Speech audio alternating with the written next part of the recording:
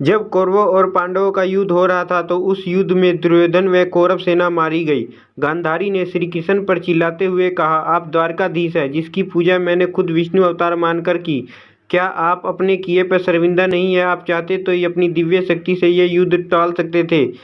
बेटे की मौत पर आंसू बहाने वाली एक माँ का दुख तुम खुद अपनी माँ देवकी से जाकर पूछो, जिसने अपने 7 बच्चों को अपनी आंखों के आगे मरते देखा है। ने श्री कृष्ण को श्राप देते हुए कहा, यदि भगवान विष्णु के प्रति मेरी आस्था सच्ची रही है तो आज से ठीक 36 वर्ष बाद तुम इस धरती पर जीवित नहीं रहोगे। द्वारका तबाह हो जाएगा और यादव वंश का हर इंसान एक दूसरे का खून का प्यासा हो जाएगा। यह कहकर गांधारी श्री कृष्ण के चरणों में गिर गई और रोने लगी। श्री कृष्ण ने चेहरे पर हल्की सी मुस्कान किए गांधारी को उठाया और कहा, माते, अपने श्राप का असर एक दिन जरूर होगा, लेकिन यह सिर्फ मेरे प्रति आपकी सच्ची श्रद्धा की वजह से नहीं बल्कि बदलते समय की वजह से भी होगा।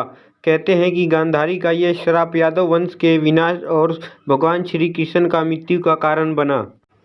कई साल बीतने के बाद श्री कृष्ण के पुत्र सांबा गर्भवती स्त्री का वेश धारण कर ऋषि मुनियों से मिलने गए। यह देखकर ऋषि भड़क गए और उन्होंने सांबा को श्राप दिया कि तुम एक ऐसे लोहे के तीर को जन्म दोगे जो तुम्हारे कुल साम्राज्य का सर्वनाश कर देगा। इससे सांबा बहुत डर गया और उसने इस पूरी घटना के बारे में उग्रसेन को बताया। सांबा को इस श्राप से बचने के लिए उग्रसेन ने कहा कि वह एक तीर का चूर्ण बनाकर उस प्रभास नदी में प्रवाहित कर दे। ऐसा करने से वह श्राप मुक्त हो जाएगा। जिस इलाके में इस चूर्ण को जमा किया गया था वहां एक खास प्रकार की घास उग गई। यह देखकर उग्रसेन ने कहा कि यादव राज्य में किसी भी प्रकार के नशीले पदार्थ का उत्पाद और वितरण नहीं किया जाएगा। जब द्वारका में अपराध और पाप बढ़ने लगे थे, ये देखकर श्री कृष्ण परेशान हुए और उन्होंने अपनी प्रजा से प्रभास नदी के तट पर जाकर पापों का पश्चाताप करने का आग्रह किया। द्वारकावासी वहां जाकर मंदिरा के नशे में चूर एक दूसरे के लड़ने लगे। गांधारी के श्राप के अनुसार यादव वंश के सभी लोग आपस में लड़कर मर गए। इस घटना के कुछ समय बाद श्री कृष्ण एक पेड़ के नीचे योग समाधि ले रहे थे।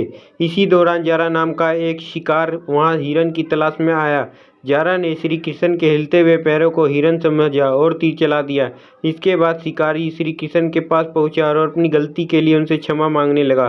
तब श्री कृष्ण ने उन्हें सत्यावना दी और बताया कि कैसे उनकी मृत्यु हुई। तो दोस्तों, इस प्रकार से श्री कृष्ण की मृत्यु हुई थी श्राप के कारण। वीडियो अच्छी लगी हो तो वीडियो को लाइक कीजिए, चैनल पर नए हैं तो चैनल को सब्सक्राइब कीजिएगा।